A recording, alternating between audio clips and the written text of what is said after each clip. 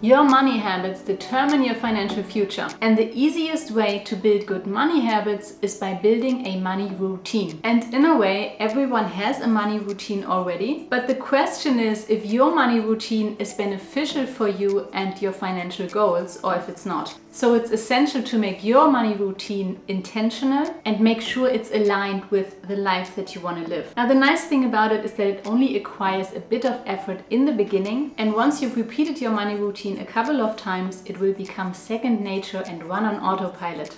I love autopilot. Now, I built a multiple six-figure net worth on a regular salary within a few years because I built a money routine for myself. So in this video, we'll go through 5 steps of building your own money routine. So you have a clear plan on what to do on a daily basis, on a weekly basis, and also monthly, quarterly, and yearly. If you're new here, I'm Sophia, a doctor from Germany. I love to talk about money and building systems around money so you can build wealth the non-frugal way. Now let's dive in and start with step number 1, which is the daily practice. I believe in simplicity, especially when it comes to money, because simple rules or simple routines are easier to follow than complex ones. And when I started on my financial journey over 10 years ago, I remember that I was pretty overwhelmed by all the things I thought I needed to do, I needed to learn. So let's make this as simple as possible. And when it comes to defining daily money habits, I want you to focus on one thing and one thing only, and that is your spending decisions. Now, I'll give you a 4-step process on exactly how to do that, but let me tell you why first. From all the possible actions around money, we really only do one thing every day, and that is spend our money. Or at least theoretically, because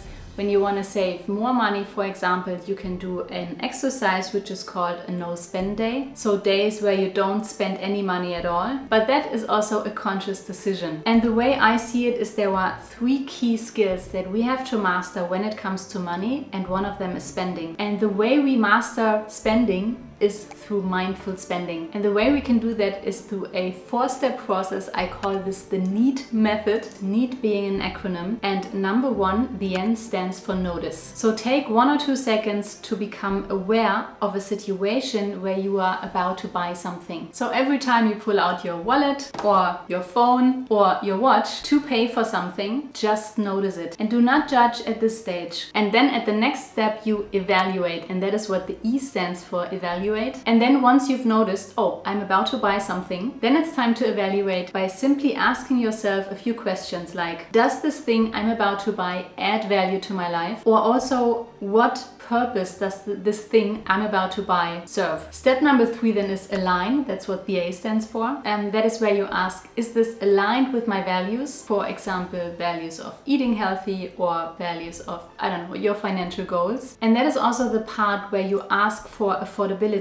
So does it make sense financially for you to buy this? And then step number 4, and that is what the T stands for, is time. Do you have to buy this right now? Or is it maybe possible to delay buying that thing until a time where you're more financially ready to buy the thing? And you can use this NEAT method for every purchase, from an apple to a car. Let's take an example. You're about to go into a supermarket, and that's already where you notice, I'm going to the supermarket. That is a place where you usually spend money. And then maybe you end up in front of the fruit section and you see an apple and you ask yourself, does this thing add value to my life? Well, yes it does, because it nourishes your body with vitamins and stuff. As they say, an apple a day keeps the doctor away. Now hopefully you don't want to keep me away for more money lessons. Consider subscribing. And you can ask, is this aligned with my values? Like eating healthy? Yes, it is. Or your financial goals? Well, yeah, probably, because an apple doesn't cost that much. And finally, time. Do I have to buy this right now, or is it possible to delay? Now, in the case of an apple, I would say, yes, I need to buy it right now because we need food on a daily basis. But for other things like the newest tech, you can ask yourself, okay, does it have to be right now, or can I just maybe wait for the next version? So that is something to practice daily, mindful spending with the NEAT method. And step number 2 is the weekly practice. Now, for the above mentioned simplicity reasons, I will name one thing for you to do in each step. But of course, you can adjust all those steps for your own needs, and I'll make a few suggestions. Now, my one thing to do on a weekly basis is to check my bank account. And let me tell you a story to prove a point for this one. Now, there was a study, a randomized controlled study about weight loss. And they formed 2 groups of people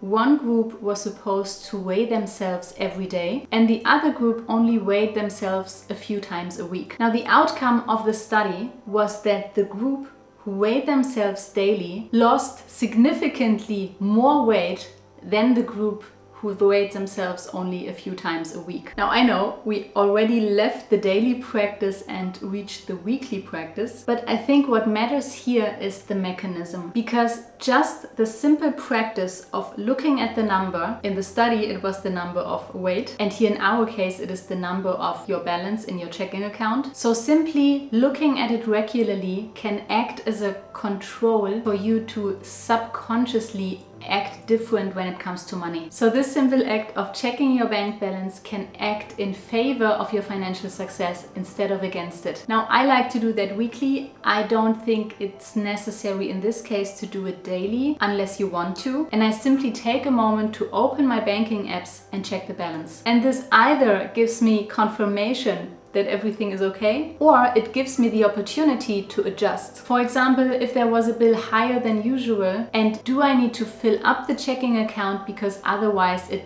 gets too low? Or another example, I looked into my bank balance and I saw a withdrawal or a booking and I didn't remember what it was. And it was labeled weird and I was confused. I almost panicked a little bit and I just called my bank to ask them what this is about. And then they gave me the details of the booking and it was indeed something that I bought. Oops. But still, in this moment, it just gave me peace of mind that I knew what was happening in my bank account. Now, ideally, it is as easy as opening your banking app and checking it on a, Saturday morning or whenever else you want to do this. If you are still with a local bank where you get your bank statements as paper, you can use this opportunity while you're watching this video to maybe find an online version for this because it's just quicker. Or if you don't, that's also okay, then you build a routine around that. Like when you're going to your local bakery anyway on a Saturday morning, you can just pass by your bank as well and get them. James Clear would call this habit stacking. It's where we combine one habit we already have with another one that helps us building a good habit. If you are at a stage where, for example, you struggle with spending, of course you can also do that on a daily basis or 2 or 3 times a week. Alternatively, what you could also do on a weekly basis, depending on your financial goals, is to add a review of your expenses to that checking your bank balance. So when you're already logged in, to just quickly look what you spend money on and adjust if needed. And before we continue with step number 3, would love if you could drop a like if you find this helpful so far. Thank you. Step number 3 will be the monthly practice. I had started to read books about finance already when I was a teenager, but those somehow were books about financial freedom and investing and also principles of personal finance. So I picked up bits and pieces, but I never really felt like I had very deep foundation. And then when I was in university and wanted to complete the picture, I started to research some more books on personal finance that really covered like the absolute basics. And to my surprise, the first thing that was recommended in one of those books was what's in German called Haushaltsbuch and translates to a household accounting book, which means nothing more or less than to simply document your income and your expenses. And I was like, wow, that's simple. I can certainly do that. And that was the time when I created my own money tracker. Now, I built it in Excel and I refined it over the years. If you want, you can use it as well. It's completely for free. There's a link down below. So the money action I recommend on a monthly basis is to simply sit down, get all your bank account statements together and type in the income and the expenses that you had. And that is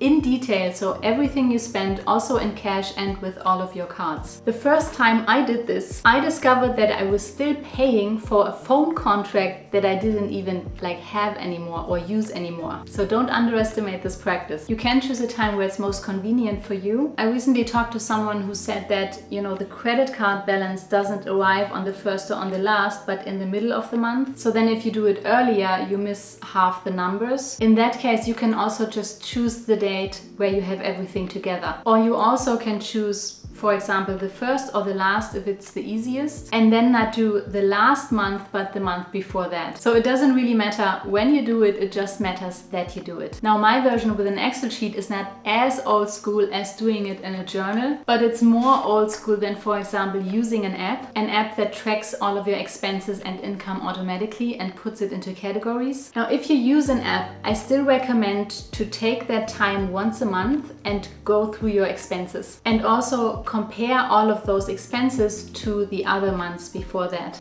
just to add that level of intentionality. By the way, you also don't have to do that for every month to come for the rest of your life, although you can if you want to. I think to take 3 months is a good rule of thumb to get a nice overview over what your expenses and your income are. So you can start with 3 months, then make adaptations if necessary, and then half a year or a year later you again do 3 months and again do adaptations if needed. And then eventually you'll find your ideal rhythm. Another thing that I do monthly is to adapt my savings rate. And I do that right at the time where I receive my income. I do have an automated savings plan, but that is only for my baseline income, what I defined as my baseline income. And then I save 70% of everything that comes in additionally to that baseline income. And because that's not the same every month, I do it manually. I made a video about that system in detail, it's linked here somewhere. And when I say save, I mean that this money goes directly into my investment accounts and gets invested automatically. And that brings us to step number 4,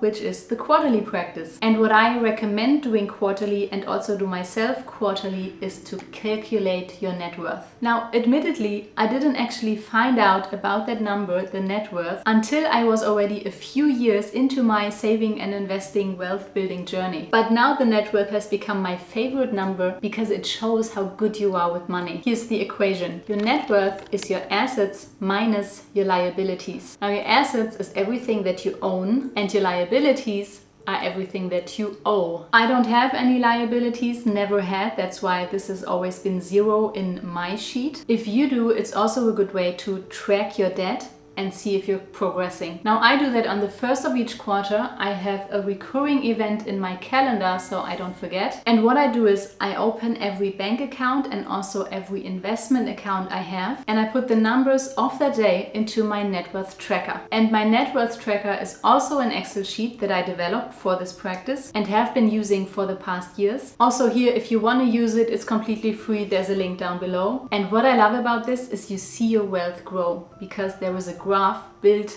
into the Excel sheet. If you are invested into the stock market, the number might fluctuate a little bit. That would be completely normal. Now, if it doesn't grow over a longer period of time or even decreases, that can be a hint that you need to take action somewhere in your financial system so that it grows again. And a good time to do that is also our step number 5, and that is the yearly practice. And the one thing I recommend doing once a year, at least once a year, is to do a full review and also setting financial goals for yourself. Now, I personally do that between Christmas and New Year's, and I simply take several hours to go through a set of questions. Those questions are: what are my accomplishments? What did go well this year? What didn't go well this year? Did I hit my financial goals from last year? If I didn't hit them, why is that? What can I change? What actions do I have to put in place for next year to achieve them? And also then resulting out of that, what are my financial goals for next year? Now, it doesn't have to be the same time for you. If you have never done a review like this or set financial goals for yourself, today is the perfect time to either do it right now or at least plan when you are going to do it. This will be helpful because you set a direction, and I think all the other practices we mentioned before might even become easier because you will know why you do them. Now imagine the first practice with the need method takes you a couple of seconds every day. The weekly practice with checking your bank account takes you maybe a couple of minutes max. The monthly practice of tracking your money costs maybe,